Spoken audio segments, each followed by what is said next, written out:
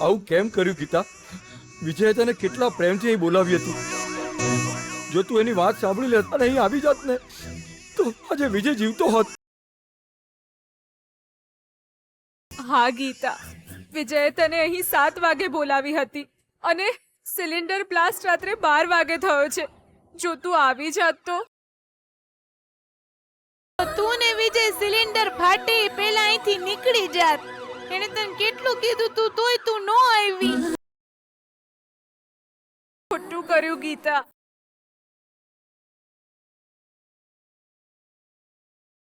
અરે ગીતા, એની પત્ની તરીકે તો નહીં, પણ તું એક મિત્ર તરીકે તો અહીં આવી જ શકત ને. મેં ફોન કર્યો હતો અને કહ્યું તું પણ કે ગીતા નહીં આવે, તું ઘરે જતો રે ભાઈ. તો પણ ગીતા આવશે, એ તૈયાર થવા ગઈ હશે એવું કહીને કેટલા વિશ્વાસથી એને કહ્યું તું ખબર છે?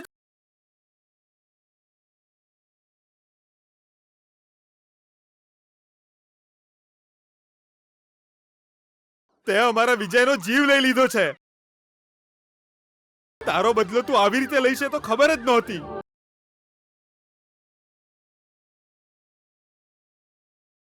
તમે કેમ ગીતાને દોષ આપી રહ્યા છો? એને થોડી ખબર હતી કે આવું થશે? આમાં તારી કોઈ ભૂલ નથી ગીતા. આ લોકો બિલકુલ સાચું કહે છે. એના મોત માટે હું જ જવાબદાર છું. મારી જીતને કારણે મેં વિજયને ખોઈ નાખ્યો. વિજય, તું ક્યાં છે વિજય? વિજય, જો હું આવી ગઈ. વિજય,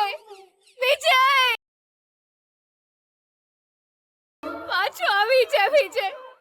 હું તારી સામે હાથ જોડું છું વિજય.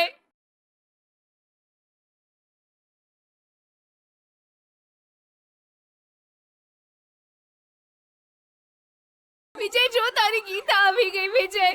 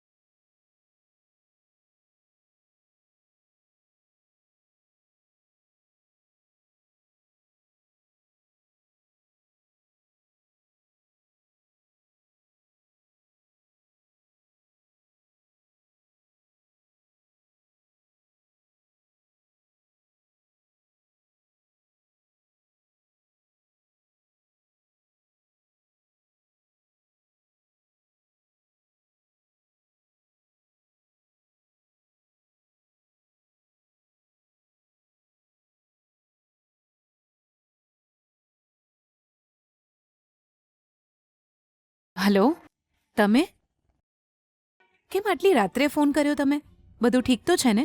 સોરી ભાનુ, હું હજુ ઓફિસમાં જ છું. મીટિંગ થોડી મોડી શરૂ થઈ એટલે થોડું લેટ થઈ ગયું.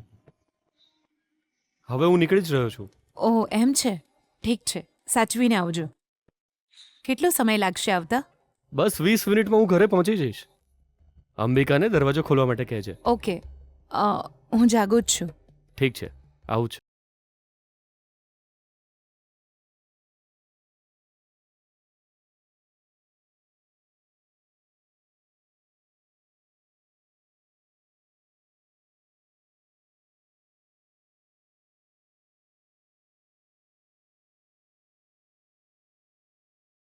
જો તારા ખોળામાં મને મરવાની તક મળશે તો હું એ સ્વીકારી લઈશ ગીતા. ભલે જીવ જાય, તારા પ્રેમની બલી નહીં ચડવા દઉં. એક દિવસ મારો પ્રેમ તારા હૃદયને જીતીને રહેશે, એ વાત યાદ રાખજે ગીતા. ખબર નહીં કેમ આપણો વિજય ના, આપણા વિજયને કઈ નથી થયું. એ જીવે છે, એને કઈ જ નથી થયું. મને પણ એવું જ લાગે છે ભાઈ કે વિજય એકદમ સુરક્ષિત છે, પણ અહીંયાની પરિસ્થિતિ જોઈને એ કાંઈ સમજાતું નથી. હવે વિજયના પરિવારને કેવી રીતે જણાવીશું? એ જો ત્યાં કોઈની ડેડ બોડી લઈને જઈ રહ્યા છે. આવો જોઈએ, કદાચ વિજયની હોય તો. આવો એ ભાઈ ભાઈ ભાઈ, ઉભા રહો ભાઈ ભાઈ, ભાઈ, હાલો, ભાઈ, હાલો, મારે ભાઈ, ઉભા રહો. જવું છે.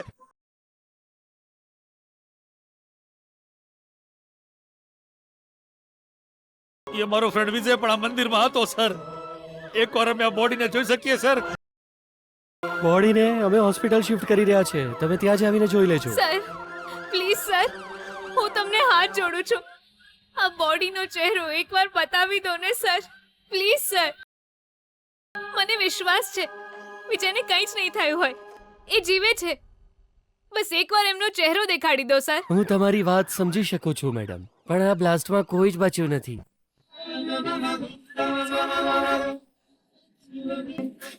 તમે બોડીને હોસ્પિટલમાં આવીને જોઈ લેજો.